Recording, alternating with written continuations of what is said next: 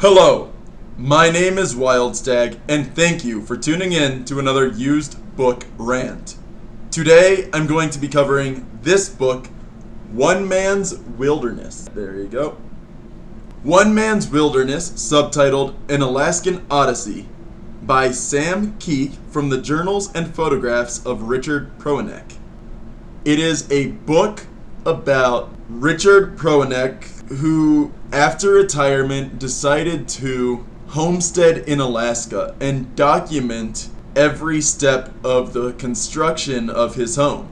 He settled in the Twin Lakes area, 40 miles to Port Ellsworth and 170 miles to Anchorage. This copy of the book I purchased for $8.50. I know that I had it in 2019 at the very least, and that it was in my bin of books that I brought along with me to that summer camp I worked at in that summer. And in the back of the book, curiously, is a receipt. Why I say curiously is that according to the copyright information in the front of this book, this was printed in 2009, or at least 2009 or later.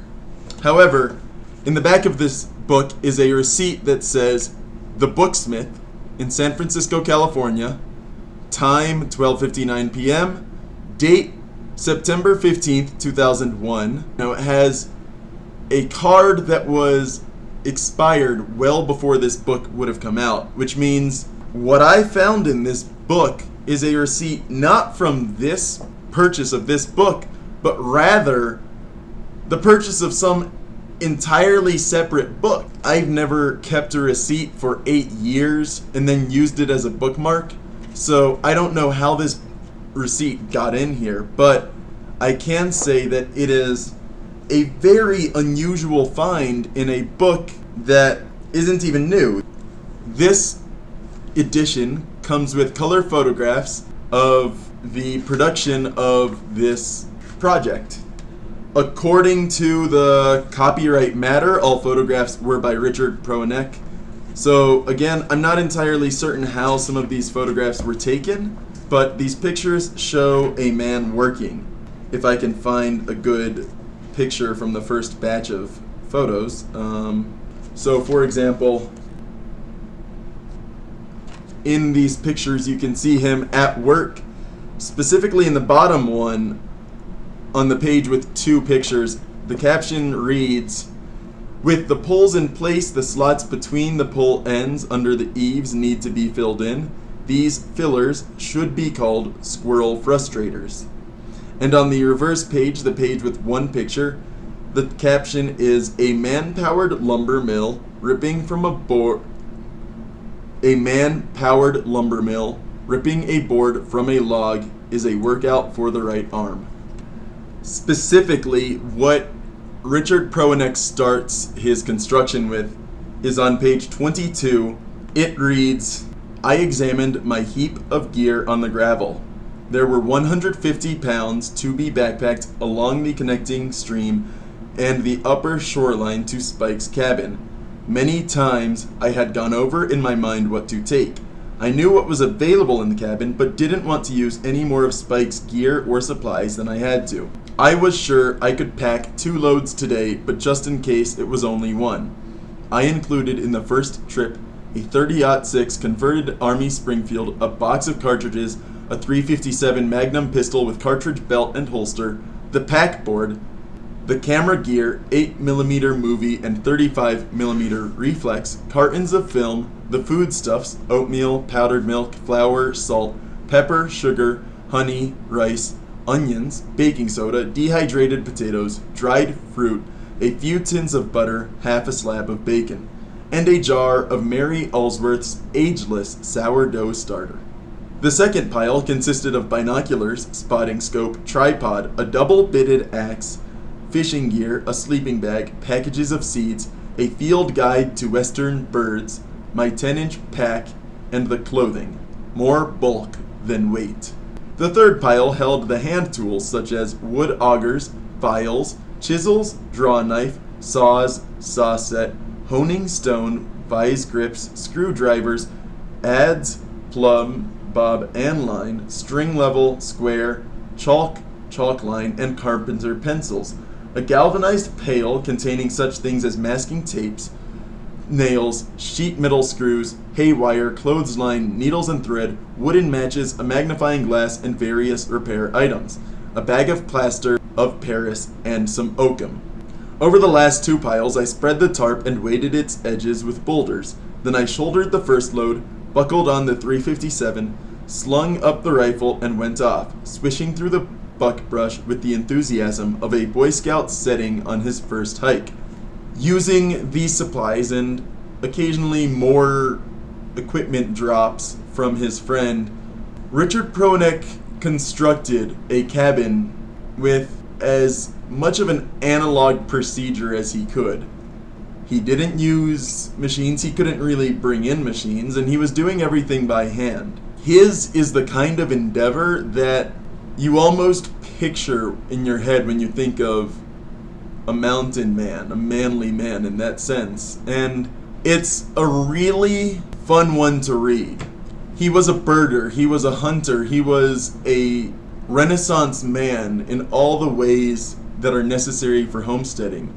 And yet he also has all these charming moments of seeing wolves or seeing birds or a squirrel getting up to a nest in his latrine. He doesn't abuse the land. He uses the resources and only what is needed. Aside from the sealant for the roof, everything else about it is something that you could get from that area. The nails are the only real exception to that, any of the worked metal, but that's still hardware that he brought in and uses to make a fantastic house. There's a funny entry here in chapter 6, which is actually near the end of the book. There are only 10 chapters, and chapter 6 comes around page 175 out of approximately 220. And this says, "The axe, it was gone from its rack in front of the cabin. What had I done with it? I looked all over the place. No axe. After all the miles we had traveled together, building everything, I hated the thought of losing it. A man could no more afford to lose his axe out here than he could his wallet full of holding money in a strange city. I tried to retrace my steps over the last several days. I went to where I had limbed out the last tree. Not there. I looked in the woodshed and turned the woodpile upside down. Not there either. Another search of the cabin. In an area only 12 feet by 16 feet, it didn't seem as though I could miss it. Under the mattress pad, on the floor under the bunk, in the corners, behind the closet, behind the book rack. Suddenly, the trail got warmer. The bunk post next to the clothes closet stirred my memory. There was the axe behind the post and above the ground, so I couldn't see it from below. Why had I ever put it there in the first place? I was so happy to feel its welcome heft once more. I ran my palms over its work-worn handle, scoured the tree sap from it, filed its blades, honed them razor keen, and set it into a gas can tin of water to swell the handle tight into the head. It was a valuable lesson. This morning the double-bitted chip maker is back in its rack. A place for everything, everything in its place. Whoever said that knew what he was talking about. Where would I head today to celebrate finding the axe? Up the Hope Creek, cut and into the high basin at the foot of the glaciers? That is always an adventure. One way in, and you can't see out except at the lower end.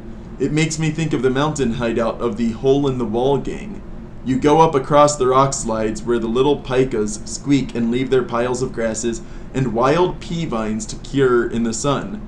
Then that long look down at Hope Creek, its blue water a sparkle, showing white here and there in its dash from the snow over the boulders. From there he continues to consider how else he should celebrate finding this, and he describes in excruciating detail every single destination and the feeling of getting there. This is a man overjoyed to have found something he thought lost.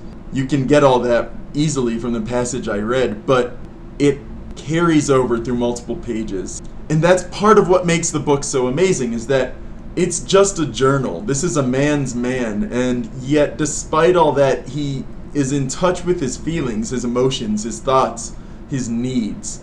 And he writes for us in this adventure so much of his thoughts and so much of his work. And now that house, that cabin, is on public land and preserved for others to visit. The back matter of this book says, Alone in the Wilderness was a documentary based on one man's wilderness. Other books that you may be interested in if you like this book, it includes in that list Alone Across the Arctic, One Woman's Epic Journey by Dog Team, Building the Alaska Log Home, Two in a Red Canoe, One Journey Down the Yukon, Two in the Far North, and Shadows on the Koyukuk, an Alaskan native's life along the river.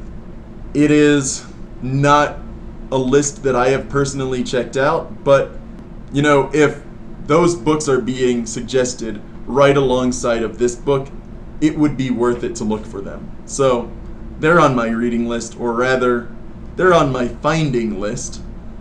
I love this book, and I read it several times. It makes me feel the desire to be as ruggedly a Renaissance man as this person. You can really live vicariously through his words and his journal. You should check it out. My name is Wildstag, and thank you for tuning in to another used book rant.